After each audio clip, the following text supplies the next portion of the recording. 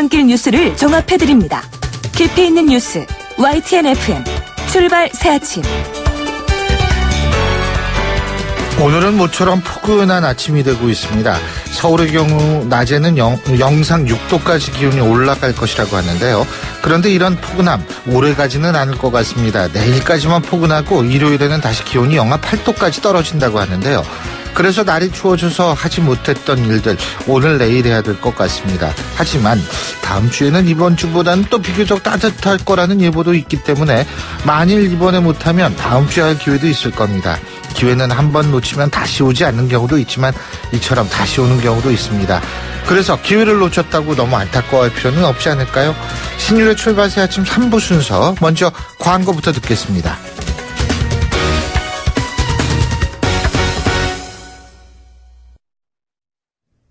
YTN 라디오 신율의 출발 새 아침.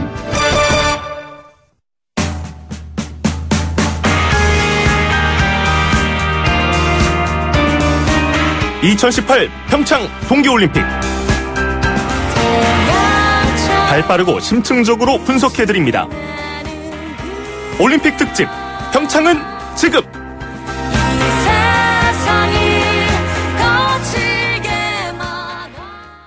예, 영화 국가대표의 오리지널 사운드 트랙이죠.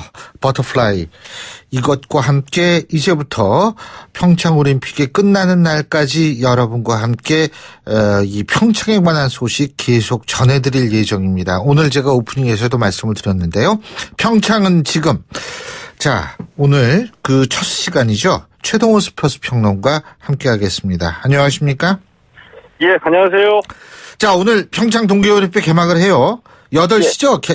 개막식이. 그죠? 예, 맞습니다. 이 평창 동계올림픽 오늘 8시 개막식을 시작으로 해서 이번 달 25일까지입니다. 예. 17일간의 여정에 들어가고요. 이번 올림픽에 어제 이제 최종적으로 확정해서 다시 발표했거든요. 92개국에서 2,920명의 선수들이 참가하고, 우리나라는 15개 종목에서 이 145명의 선수들이 메달에 도전합니다. 네. 우리 선수단 금메달 8개, 은메달 4개, 동메달 8개로 금메달을 기준으로 한 메달 순위에서 4위를 목표로 하고 있습니다. 예. 근데 이 모의 개회식 때는 굉장히 추워가지고 고생들 많이 했는데 오늘은 날이 좀 풀렸어요. 예? 좀 다행스럽게 느껴지거든요. 예, 그렇죠. 기상청이 오늘 저녁에 개폐회식장의 예상 기온이 영하 5도에서 영하 2도, 체감 기온은 영하 10도로 예상을 했습니다. 바람은 여전히 강하게 불 것으로 예상이 되거든요. 기상청 예보로 초속 4에서 5m 정도로 다소 강한 바람이 불 것으로 예상되기 때문에 날씨 예보 물론 날씨가 풀려서 좀 다행스럽게 느껴지는데 실제보다 더 추울 수도 있으니까 방한 대책은 꼭 챙기셔야 될 것 같습니다. 예. 또 올림픽을 상징하는 장면 중에 하나가 바로 개회식인데 개회식 공연도 궁금하죠? 오늘 공연 주제가 그런데 행동하는 평화라며요. 예, 맞습니다. 예, 개회식 공연은 이 올림픽 개최국의 이 문화적인 저력이 가장 잘 드러나는 행사이기도 하거든요. 오늘 공연 행동하는 평화를 주제로 해서 이 강원도의 5소년이 평화를 찾아 나서는 여행을 통해서 평화의 메시지를 전달한다. 이런 이 스토리텔링으로 구성이 됐습니다. 이 출연진이 약 3,000여 명 정도 되고요. 조직위는 이 한편의 겨울 동화 같은 공연이 될 것이다. 이렇게 밝혔는데 오늘 관람객은 오후 4시부터 입장이 가능하고요. 방한 대책 철저히 세우셔야 할 것 같고 오늘 평창 동계올림픽 개회식 공연 저도 참 궁금하고 기대가 되기도 합니다. 예. 어제 또 컬링에서는 우리 선수들이 첫 승을 거뒀는데 핀란드한테는 이겼는데 중국한테는 졌어요. 그죠? 예, 그렇습니다. 이 컬링 믹스더블 예선 경기가 어제 시작이 됐습니다. 이 믹스더블은 혼성 2인조를 의미하고요. 자, 우리 대표팀의 장혜지, 이기정 선수가 1차전에서 핀란드를 이겼고 2차전에서 중국에 패해서 1승 1패를 기록했습니다. 1차전에서 핀란드를 9대4로 이기고 분위기가 굉장히 좋았거든요. 근데 중국전에서 7엔드까지 7대7로 접전을 벌이다가 연장전에 들어가서 연장 9엔드에서 한 점 차로 패했습니다. 예. 이 컬링 믹스더블에는 8개 팀이 참가해서 예선 리그를 벌이고요. 이 8개 팀 중에 상위 4개 팀이 플레이오프에 진출해서 메달을 가리게 됩니다. 예. 그리고 제일 궁금한 게 이 개막식 열리기도 전에 이 경기하는 거 이게 뭐 이번만이 아니라 매번 그러던데 이거 왜 그런 거예요? 이 경기 수가 많아서 그렇거든요.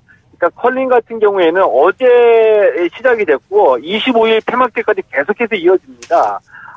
팀당 오전 오후 한 경기씩 해서 이 하루에 두 경기씩 치르는데 경기 수가 많다 보니까 컬링만을 위해서 늘릴 수도 없고 해서 예. 보통 이제 사전 경기라고 얘기를 하는데 개막식 전에도 이 경기가 열리는 경우가 많이 있습니다. 예, 그렇군요. 자, 그리고 스키 점프에서는 최서우 선수가 남자 노멀힐 개인전 예선을 통과했죠? 예, 이 최서우 선수 이 스키 점프 남자 노멀힐 개인전 예선에서 89m를 비행해서 총점 94.7점으로 출전 선수 57명 가운데 39위로 본선에 진출했습니다.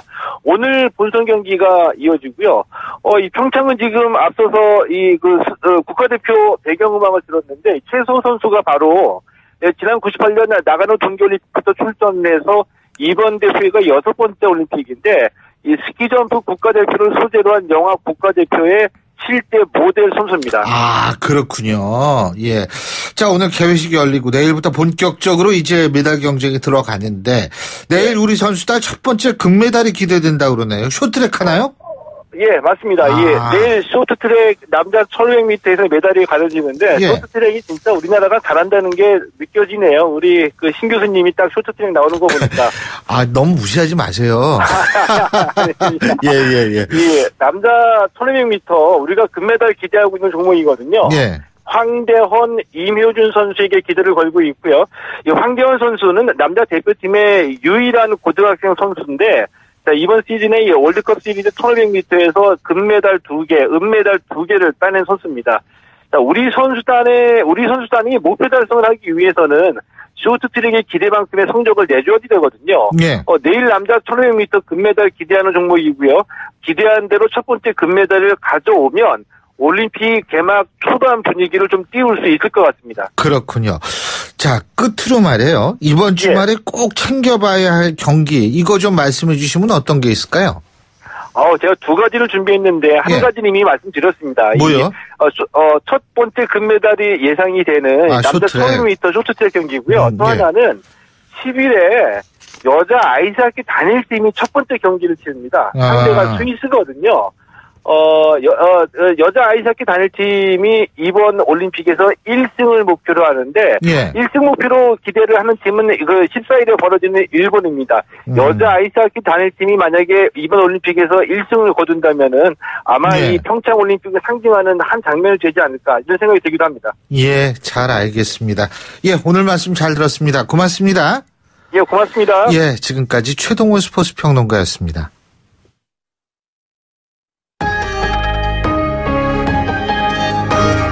위기의 한국 경제. 하지만 해법은 있습니다. 우리 경제에 또 다른 도약을 준 코너. 출발 새 아침 경제 빅 이슈.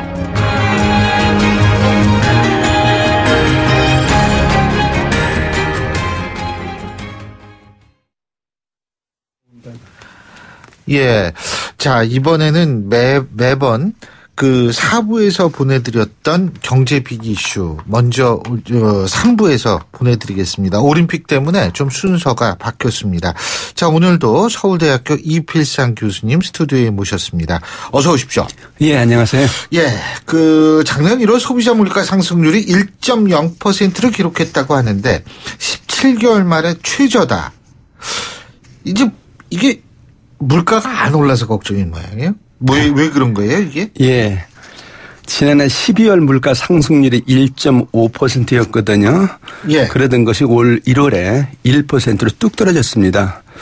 물가 상승률이 1%로 떨어진 것은 2016년 8월 이후 17개월 만에 이제 처음인데요. 물가가 이렇게 이제 안 오르는 이유가 여러 가지가 있습니다. 가장 큰 이유는 원화 강세인데요. 원달러 환율이 작년 말에 1,070원 정도였거든요. 예.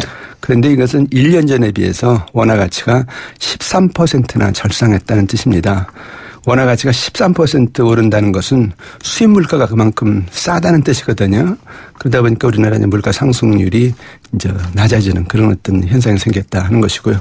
또 두 번째 이유는 이 소비 성향이 낮아졌다는 건데 소비 성향이라는 것은 소비자가 버는 소득 중에서 소비에 얼마 쓰나 그 비율을 나타내는 건데요. 아하. 이 소비 성향이 2010년까지만 해도 77%가 넘었거든요. 근데 이게 최근에 이것이 70%대까지 내려왔습니다.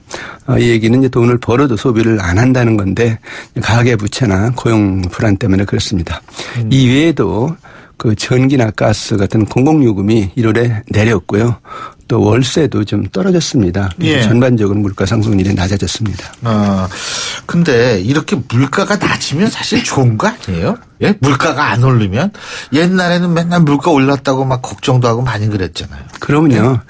물가 상승률이 낮으면 아주 좋은 거죠. 예. 물건을 싸게 살 수 있으니까 사람들이 더 부자로 사는 것이거든요.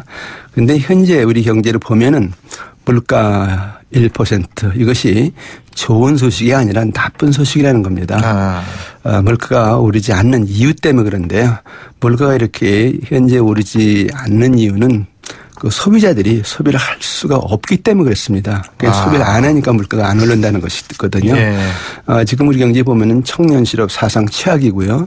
가계부채는 사상 최대고요. 이게 인구 노령화가 세계에서 제일 빨리 진행되고 있습니다. 그러니까 소비가 증가할 수 없는 그런 구조다 이렇게 볼 수가 있는데 그러니까 이제 소비 수요가 점차 줄면서 물가 상승률이 떨어지는 그런 현상이 지금 나타나고 있습니다. 그래서 지금 물가 상승률이 떨어진다는 것은 좋은 게 아니고 물가 안정이 아니라 경제 침몰의 징조다 이렇게 봐도 과언은 아닙니다. 그리고 또 한 가지 궁금한 게 물가가 안 오른다 그러는데 예. 왜 서민들은 물가 고통을 호소하고 있냐 이게 이율배반적인 얘기 아니에요? 네. 왜 그런 거예요 이게? 그 이유가 참 중요한데요. 그 정부가 물가 상승률을 계산할 때 서민들이 많이 소비하는 물품 반영을 많이 안 합니다. 그래서 결국 이제 물가 상승률은 낮게 나와도 서민들은 고물가 고통을 겪는 그런 현상이 생기고 있는데요. 실제로 통계청에서 물가 상승률을 계산할 때 460개 품목의 물가를 조사해서 이제 평균을 내거든요. 네. 근데 서민들이 소비하는 품목은 일반적으로 그 품목 숫자는 많은데요. 지출 금액이 적습니다.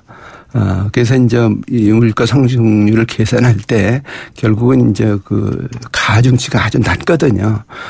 특히 이제 작년 같은 경우 보면요.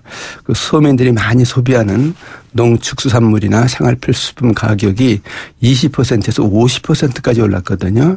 그렇지만 이런 품목들이 그 물가 상승률 계산할 때 차지하는 비중은 0.1%도 안 됐습니다. 그러니까 물가 상승률은 낮게 나와도 소민들 물가 많이 오른 것이 이제 반영이 안 된다 이런 얘기거든요. 그러니까 물가 상승률 정부에서 발표하는 것이 서민들로 보면 이제 별로 의미가 없다. 그래서 실질적으로 고통을 겪고도 정부는 괜찮다 이런 얘기가 이제 나올 수 있는 거죠. 예.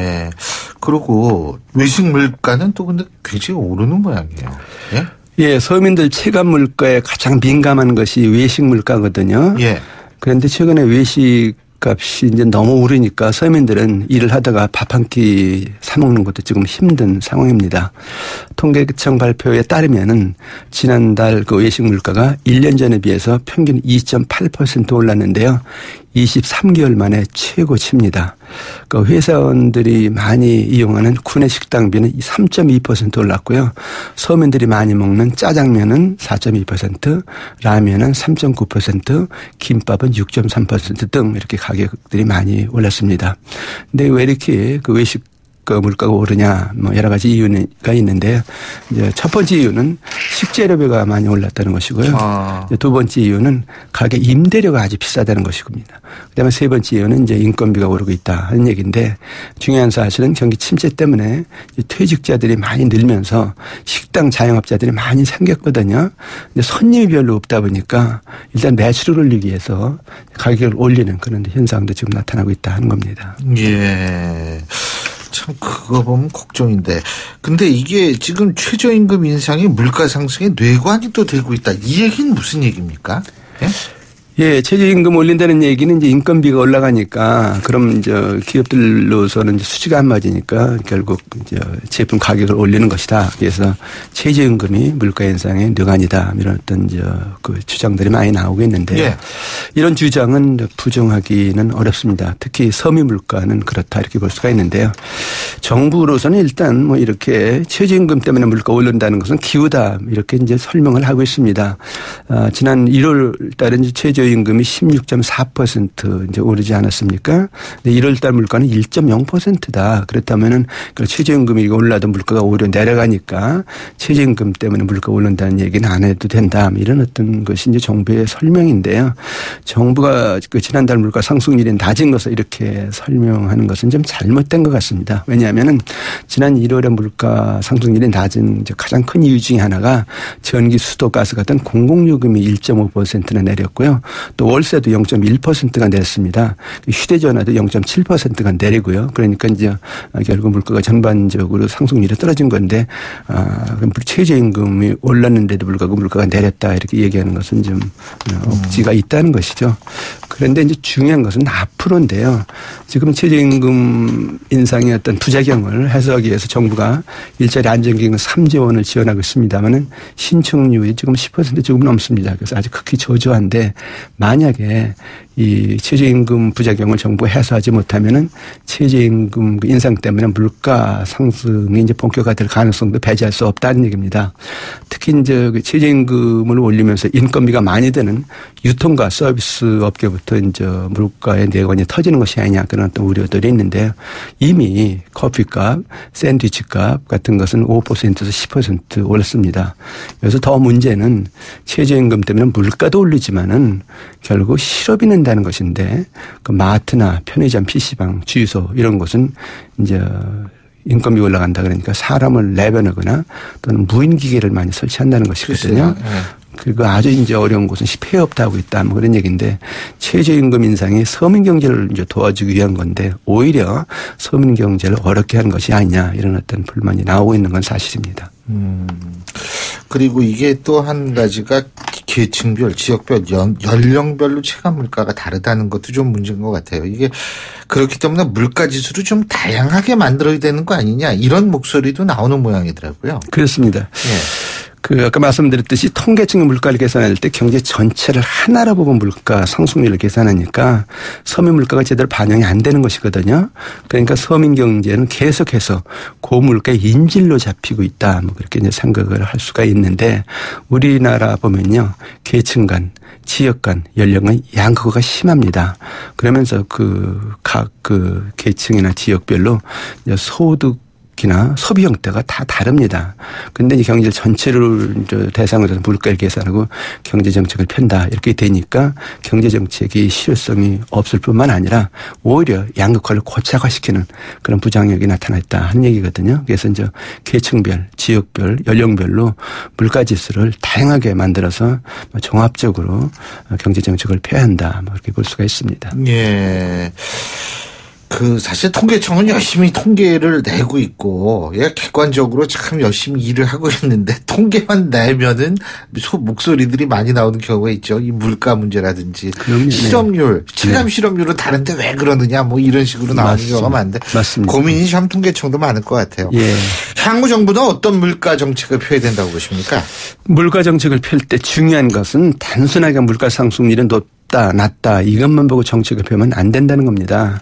이제 국민 소득이나 경제 성장률 이런 것을 함께 보고 이제 종합적으로 펴야 된다 하는 얘기인데 심한 경우는요 물가만 보고 정책을 펴면 경제를 망칠 수도 있다는 얘기인데 대표적인 경우가 이제 디플레이션의 경우입니다. 즉 물가가 하락하는 현상이 이제 지속적으로 나타날 경우인데 이때는 정부로서는 물가가 떨어지고 있다.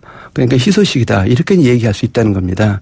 근데 사실 물가가 계속 떨어지는 이 경우에 이제 이유가 뭐냐 하는 건데 물가가 이렇게 계속적으로 내려갈 때 물건 공급이 많고 생산성이 올라서 물가가 떨어진다면 아주 좋은 일이죠. 그런데 우리나라처럼 가계부채가 많고 실업자가 늘어서 물건을 사는 사람이 없으니까 물가가 내려간다. 이건 큰일이라는 것이죠. 그래서 만약에 정말 가계부채나 실업 때문에 물가가 안 올라간다. 이쯤 되면요. 기업들이 장사가 안 되니까 생산과 투자를 안 하거나 줄입니다. 그리고 일자리는 더 없어지죠. 그리고 가계부채가 또 늘어나죠. 그러면 소비 더 못하니까 물가가 다시 내려간다는 것이거든요.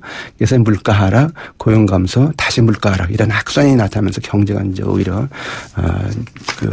망칠 수가 있다. 뭐 그런 얘기인데, 그러니까 물가 정책을 펼 때 물가 그 자체도 물론 중요하지만은 경제 상황이 어떤 상황이냐, 특히 경제가 성장할 동력이 있느냐 없느냐 그걸 따져가면서 이제 추진해야지 무조건 물가만 보고 정책을 펴는 것은 큰 오류가 나타날 수 있다. 뭐 이렇게 볼 수가 있습니다. 예, 잘 알겠습니다. 오늘 말씀 잘 들었습니다. 고맙습니다. 네, 감사합니다. 예, 지금까지 서울대학교 이필상 교수님과 함께했고요. 신율의 출발 새 아침 3부 순서 여기서 줄입니다. 잠시 뒤 4부에서 뵙겠습니다. 날카로운 분석, 내일을 보는 시선, 신율의 출발 새 아침.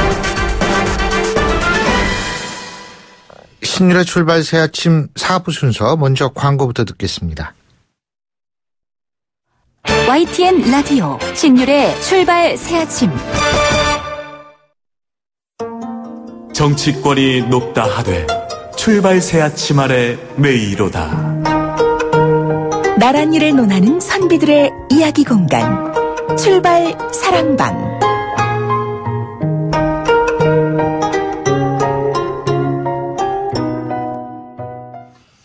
예, 한 주간의 정치권을 정리해보는 순서죠. 출발 사랑방. 오늘도 매주 금요일 함께하는 두 분 나와 계십니다. 경기대학교 김홍국 겸임 교수님입니다. 어서 오십시오. 네, 안녕하세요. 예, 그리고 미래전략개발연구소 김우석 부소장님이십니다. 안녕하십니까. 예, 안녕하십니까. 예, 올림픽이 오늘부터 시작을 합니다. 예? 스포츠 좋아하세요? 아, 그럼요. 아, 좋아하시고. 네. 우리 김 부소장님. 좋아합니다. 그러고 보니까 두 분 다 김씨시네. 예. 좋아하세요? 뭐 좋아하세요? 김 부소장님은? 저는 축구 좋아합니다. 축구? 네. 뭐 좋아하세요? 뭐, 저는 다 좋아합니다. 과거 저 체육부 기자 시절에 현장 가서 뭐 축구, 농구, 야구, 또 아이스하키 뭐 다 갔었는데요. 예. 그동안 땀 흘렸던 우리 선수들 드디어 이제 개막입니다. 정말로 맞습니다. 저 세계에 빛나는 예. 그런 저 좋은 모습들 보여주고 그렇습니다. 온 민족이 하나 됐으면 합니다. 예. 자, 정치권 바라보면서 떠오르는 생각을 한 편에 시로 지어내는 순서. 참 말이 멋있다. 김홍국 교수님부터 먼저 해주시죠. 예, 참고로 등단 시인이시죠. 신앙송 자격증을 갖고 계신 것 같다는 무슨 자격증은요. 예. 저 그런 자리에서 좀 했었고요. 네. 저게 더 무서운 소리예요, 저게. 아니요, 진짜 술자리 가서 술 잘하세요. 잘 못해요. 그냥 조금 남들이 하는 말. 이거 무서운 얘기예요. 예. 아니요, 전문가들 계시고요. 진짜 자격증 가지신 분들 많거든요. 저는 그건 아니고요. 예. 새벽 2시에 일어나서 썼습니다. 올림픽 때문에. 그건 노인도 아니신데 이렇게 새벽잠이 없으세요? 아니요, 자문에 있는데요. 오늘 우리 방송을 위해서, 우리 출발 새 아침을 위해서 했습니다. 출발 새벽을 하셨네요. 하시죠. 네. 마침내 하나 되어 평화 일구다. 2018년 평창 동계올림픽 개막에 바치는 대한민국 사랑의 헌시. 김홍국. 설마 그럴까 안절부절 길었던 분단이여. 평창골에서 하나가 되다. 그래, 우리는 하나다. 쉼없이 흐르는 땀방울이여. 거침없는 스케이팅이여. 하이스틱 보디책도 한민족 기상을 막아낼 순 없어. 서먹함 경계심 가득했던 그녀들 반갑습니다. 이제는 한상 차림, 김치도 쌀밥도 모락모락 따스한 정. 어제는 네 편, 내 편, 오늘은 우리 편. 페이스오프 함께 손잡네. 27년 만이야. 함께 손잡고 고울 승리의 길 질주하네. 마음속 깊은 곳에서 올라오는 이 뭉클함이란 북한 선수 생일 파티 함께하는 남녀 북녀 이심전심. 울림 큰 올림픽 정신. 바흐 위원장마저 그녀들의 감탄했다네. 빙판의 맹추위도 거친 경쟁도 그녀들을 멈출 순 없다. 터져나오는 백핸드 샷. 온몸 투혼 골리의 철벽 방어 행진. 그녀들이 보여준 열정과 하나됨 감동으로 피어나네. 정치권은 더 통크게 이 땅의 화합과 평화에 기여하라. 여당이여 더 좋은 정책과 실적으로 보답하라. 야당이여 색깔론 접고 평화의 한반도에 기여하라. 우리 민족끼리 휘날리는 한반도기 한 점 독도까지 화려움 점정. 마침내 시작된 위대한 여정 타오르는 성화불. 우리는 단일팀, 그들은 유일팀. 말도 다르네. 지바에서 하나 됐던 이분이 현정화의 언니 사랑 동생 사랑. 아리랑 울려 퍼지고 가슴에는 한반도기 뜨거운 민족 사랑. 평창 설원 백유민족 눈축제 세계는 온통 감동이네. 위대한 올림픽 정신으로 통통 튀어볼까 통일의 꿈이여. 설마 그럴까 단일팀에 이어지는 낭보여 열정이여. 평창 계곡에 활활 피어오르는 위대한 한민족의 꿈이여. 예, 아유, 이 2시부터 일어나셨다는 게 들어보니까 이해가 되네요.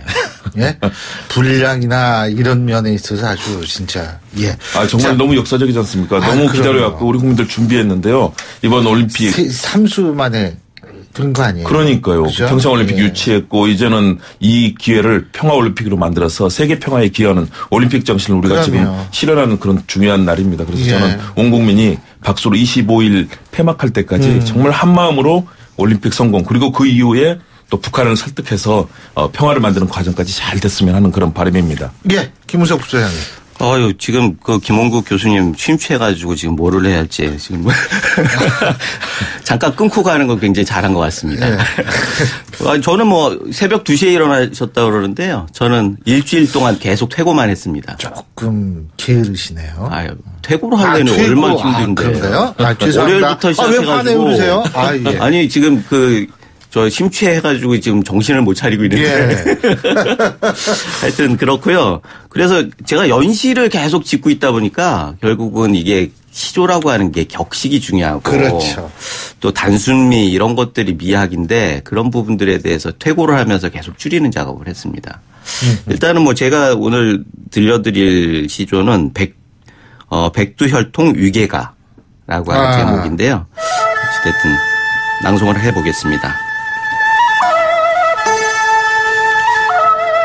미중간 위계관계, 갑질은 당연한 일. 북한은 위계로서 남쪽을 희롱하네. 우리가 할 수 있는 건 백두혈통 칭송뿐. 이상입니다. 예. 아주 그러니까 핵심을 그냥 팍 녹이는 그런 시죠. 사실 뭐 이렇게 좀 길게 하면은 여러 가지 할 얘기가 있었는데 이 압축적으로 하는 게 또 시조의 미학 아니겠습니까? 그렇죠. 예. 그래서 이렇게 하는데 해석은 뭐 여러분들이 알아서 하실 일인데 어찌됐든 이번에 보면은 위계라고 하는 게 미국과는 계층 관계라고 하는 뜻이죠. 미국이나 중국, 대국에는 위계 관계로서 갑질을 당하는 상황에서 북한에는 위계로서 속임수로서 우리를 또 현혹시키는 그런 것들을 우리가 잘 견뎌야 하는데 지금 보면은 그런 것들을 적절하게 대응을 못하고 뭐 백두혈통 칭송하고 이런 부분들을 보면서 좀 안타까움이 있어가지고 이렇게 줘봤습니다. 그렇죠. 그 올림픽 얘기를 했으니까 그 얘기부터 시작을 해보죠. 올림픽 얘기.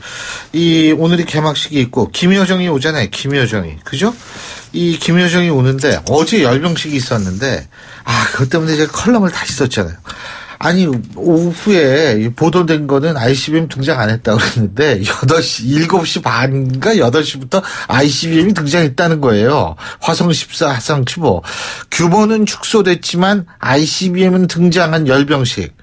어떻게 평가하십니까? 김원국 교수님. 저는 북한의 이런 올림픽과 또 최근의 이런 상황에 대해서 조심스럽게 접근하고 있는 북한의 모습들을 좀 읽을 수 있다. 조심하면 ICBM 내보내면 아니, 왜냐하면 뭐 외신이라든가 왜냐하면 이것이 과열되거나 그런 상황에 대해서 북한이 상당히 경계를 하고 있는 거고요. 예. 또 ICBM을 통해서 뭐 직접적인 만일의 경우 북한이 판을 깨거나 아니면 자신들이 위력을 제대로 과시려고 했으면 사실은 도발을 할 수도 있는 거거든요. 그럼에도 불구하고 그런 굉장히 조심스러운 행보를 했다. 그리고 사실 북한에 지금 우리가 많이 얘기하는 3명의 여성이 있지 않습니까? 리설주, 현송월 그리고 김여정. 그런데 김정은 위원장이 사실은 뭐 이 친동생으로서 막강한 권력을 갖고 있는 그런 대표단이 지금 오고 있는 것 아니겠습니까? 사실은 우리가 생각하고 이럴 것이다라고 생각은 했지만 그러나 막상 현실이 됐습니다. 다시 말해서 이번 이 남북 관계뿐만 아니라 이후에 이루어질 북미 관계까지도 북한이 계속 염두에 두고 상당히 신중한 행보를 하고 있다. 또 예술단 파견에서 예술단이 보여주는 어제 예술단 공연 보면 거의 대부분 우리 남측의 노래를 통해서 우리 국민들에게 물론 체제 선전에 북한의 효과도 있겠지만 우리는 이를 통해서 남과 북이 이렇게 서로 교류하고 있고 문화를 나누는구나 생각할 수 있었거든요. 그런 측면에서 저는 북한도 굉장히 앞으로의 성공을 위해서 전략적인 행보를 하고 있다. 물론 우리는 경계해야 됩니다. 북한은 언제든 ICBM은 왜 보여줬어요? 그거는 역시 그동안 북한 주민 내부용 아니겠습니까? 왜냐하면 내부용이다. 저는 내부용을 봅니다. 하지만 미국을 엄청나게 자극할 수 있는데 내부가 더 중요하다. 왜냐면요. 제가 판단할 땐 그렇습니다. 자, 분명히 자신들이 가지고 있는 걸 그동안 수차례 실험을 통해서 세게 보였지 않습니까? 그럼 북한 주민들에 대해서 여러 가지 이 열병식도 미루라 압력이 들어오는데 우리는 한다. 대신에 이런 부분들에 대해서 우리는 힘을 갖고 있다는 걸 내부에는 보여주고요. 반면 외부에는 알겠습니다. 행사를 엄청나게 크게 하거나 또는 외신까지 막 보여주면서 판을 키우기보다는 절제하면서도 내부의 단계를 깨 하는 북한의 전략적인 접근이다. 우리는 그 허상이라든가 이런 걸 분명히 또 파고들어야 될 텐데요. 그럼에도 불구하고 우리가 이 판을 앞으로 소중하게 끌고 가야 된다는 그런 책임감이 있는 북이 우리에게 상대가 되겠습니까? 김은석 부소장님.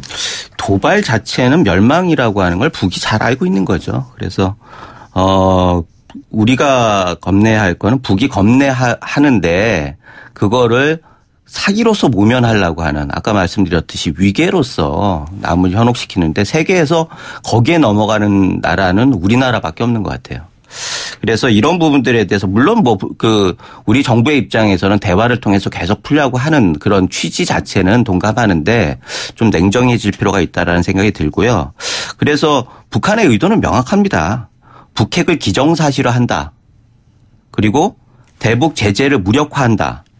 그리고 올림픽을 체제 선전작으로 만든다. 이 세 가지 목표에 집중하고 있는 거예요. 그래서 이 목표를 향해서 무리하지 않으면서 가장 효과적인 방법을 채택해가지고 지금 가는 건데 이런 부분들에 대해서 우리가 조금 대화도 중요하지만 좀 대화의 효과가 결국은 우리는 북핵 폐기 아니겠습니까?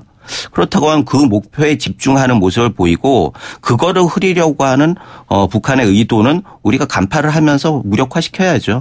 그런데 요새 보면은 어제 뉴스를 보면 오늘 올림픽 개막식인데 북한의 열병식, 예술단 공연 이런 것들이 대부분 뉴스를 차지하고 있거든요. 그리고 그러면서 우리 선수들은 뒷전으로 가고 있어요. 이때쯤 되면 우리 국민들이 대부분 선수 이름들은 다 꿰고 있어야 해요. 유명한 선수들은. 그런데 지금은 선수 이름보다 북한에서 누구누구 왔다. 그거를 쫓아가느라고 급급해가지고 우리 선수 응원하는 거 뒷전으로 하고 이런 걸 볼 때 북한의 의도가 우리의 시스템을 너무 잘 꿰뚫고 있다.